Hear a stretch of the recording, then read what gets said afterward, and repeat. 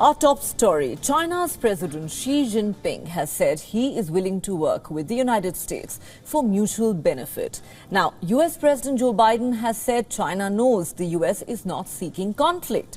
So does this mean that the tensions between the two nations are over? Probably not. Let's take a look at what's been happening between the two nations recently. Biden said China knows the US is not seeking conflict during a meeting with military advisors. However, he said the two nations could compete. We don't see conflict. I told them that we're looking for competition. There'll be stiff competition, but doesn't need to be conflict. But we are going to compete. We also have to be to responsibly manage increasingly intense competition with China. You know, we have to maintain our military advantage by making clear that we do not seek conflict. But the next question is, compete over what? The usual suspects are Taiwan and semiconductors. On Thursday, China's military said it was willing to have communication with the United States, but the US should respect its red lines. This was most likely a reference to Taiwan. Now, relations between the two nations tanked after US House Speaker Nancy Pelosi visited the island nation in August. After days of continuous live military drills, tensions remain high. On Wednesday, China slammed Taiwan's request to participate in an Interpol meeting. On the same day, Taiwan said it feared China's tactics.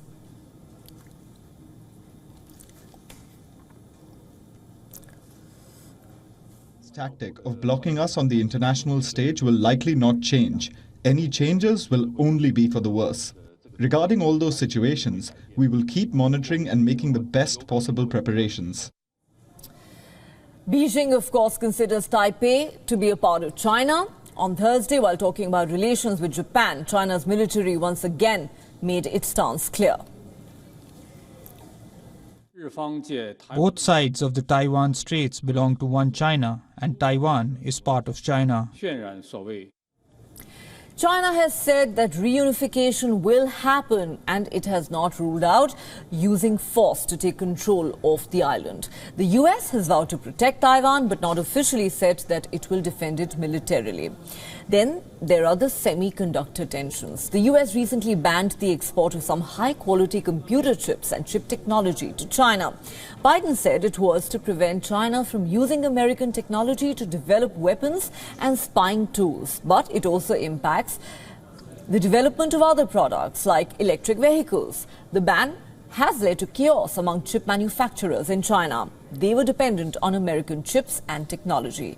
The Chinese government has held emergency talks with Chinese chip firms to discuss the way forward. The ban has also impacted American companies that earlier sold chips to China. They are reconsidering doing business with Beijing. Bad blood between the two countries continues to grow. One Chinese chip maker has asked all of its US employees to leave. 2 Chinese nationals have been charged in the United States for trying to obstruct the prosecution of Huawei technologies. A tech war seems to be brewing. Under these conditions, Xi Jinping and Biden's statements seem to be going against the flow. Are the two leaders truly trying to calm the tensions, or is this just lip service?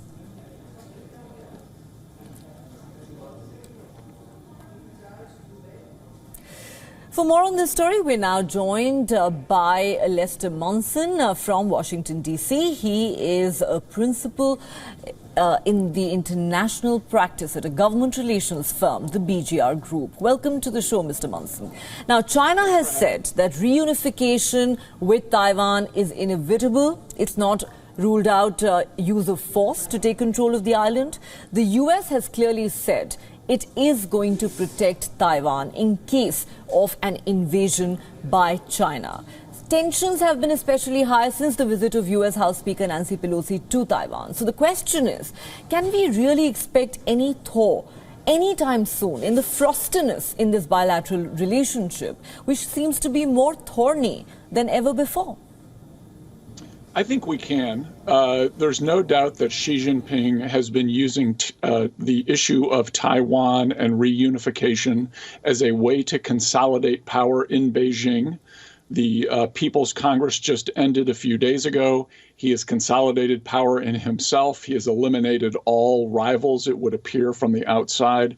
So he has been using this issue of Taiwan as a way to get the communist cadres in China behind his personal power grab. Now that that has been successful, it's not unreasonable to think that there'll be a reduction in the rhetoric on this issue. Of course, we'll have to see what happens.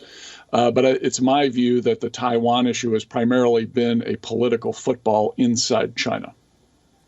Political football inside China, that is interesting. You're saying it's more of a domestic issue, though going by some of the recent utterances by President Biden, you would actually think that this is a huge irritant in this bilateral relationship. Now, the US recently banned the export of some high-quality computer chips and chip technology to China. Biden said it was to prevent China from using American technology to develop weapons and spying tools.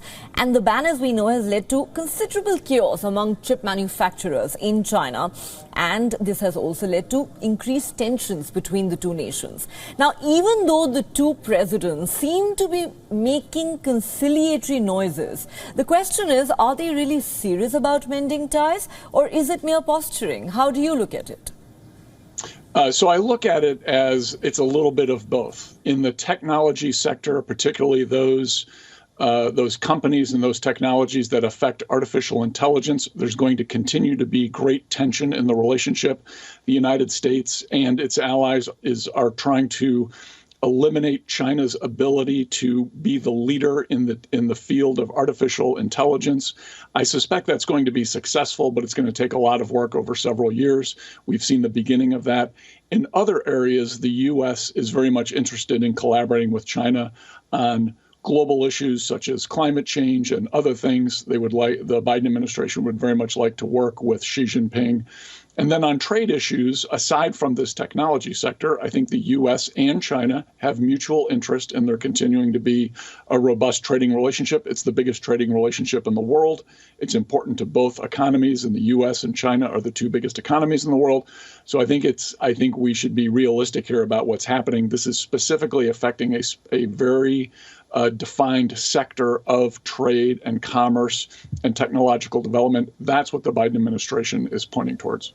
All right. The conciliatory sounds that are being made are certainly interesting, but it remains to be seen whether the two countries can actually find enough areas of convergence, or whether we're only going to see the tensions rising, given that many Western nations, including the United States and the UK, have referred in recent times to China as the biggest threat to global security. But we'll leave it at that. Mr. Munson, thank you very much for speaking to WION. Thank you.